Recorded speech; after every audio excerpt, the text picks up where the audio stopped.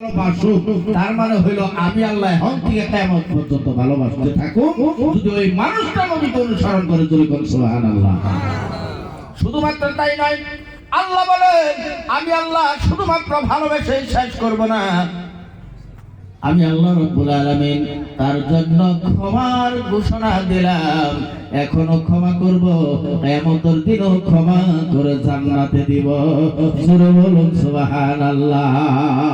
শর্ত হলো নবীজির জীবন আদর্শ মেনে নেওয়া, নবীজিকে ভালোবাসা দেওয়া, নবীজিকে মহব্বত করা, নবীজির জীবন আদর্শ নিজের জীবনে ফিটিং করে নিলেই আল্লাহ বলেন তারে ভালোবাসো, শুধুমাত্র তাই না মাফ করে জান্নাতে দেব। জোরে কোন মারহাবা।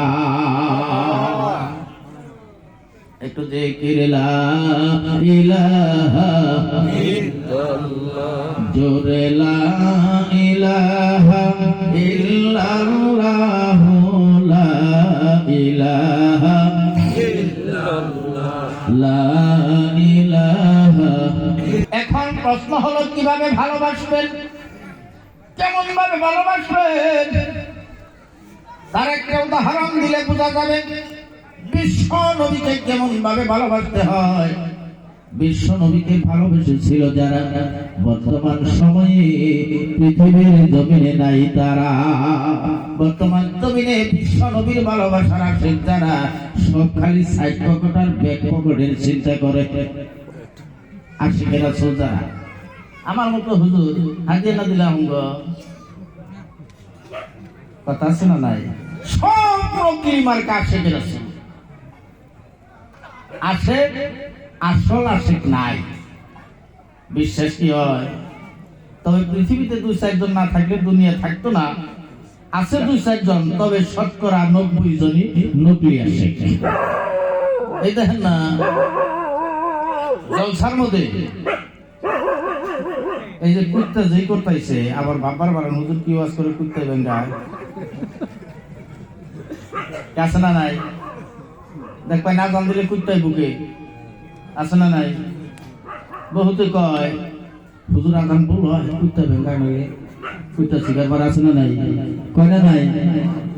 কয় তো আমাকে তাকাই কয় জানি না। আসল কথা হইল কি জন্য শিকার পারে এও কথার আগে ফতোয়া দিয়ে নেওয়া ভালো। আদম আলাইহিস সালাতু ওয়াস সালাম যখন আল্লাহ পাক বানাইল, কথাটা বুঝছেন? আদম আলাইহিস সালাতু ওয়াস সালাম রে যখন আল্লাহ পাক বানাইল, বানানোর পরে এই সময়ের আজাজিল বর্তমানের ইবলিস এরে কইল ভিতরে যে একটু ঘুরে গেলে দেখিয়া কেমন হইল। তো ভিতরে যাইয়া সেট ফালাই কইল কি বানাইছে বিটে এসে ফেরেশতা কত ডর বুঝছেন? ওই সেট ফালাইছে।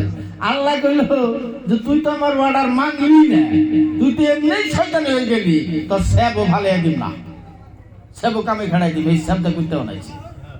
কথাটা বুঝছেন? ইবলিসের সেবে কুত্তার সৃষ্টি।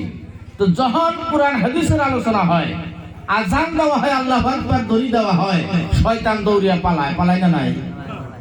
সারা পৃথিবীর কেউ না দেখেও কুত্তা দেখে যে বাবা দৌড় বেড়ে বাগে, তখন শিকার পারে বাবা তুমি যাও কোনে।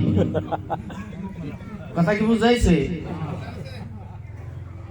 ইবলিসের সন্তান না হুজুর শব্দ বানাইল ঈশ্বর সূত্রে।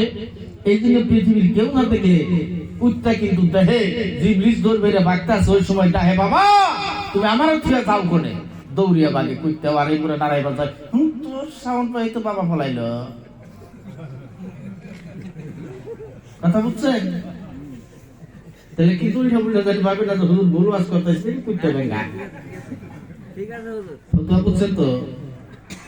যাই হোক, আমি বলতেছিলাম যে বিশ্ব নবীর আশেক যারা যারা জীবন দিয়া ভালোবাসত তারা কিন্তু এখন নাই।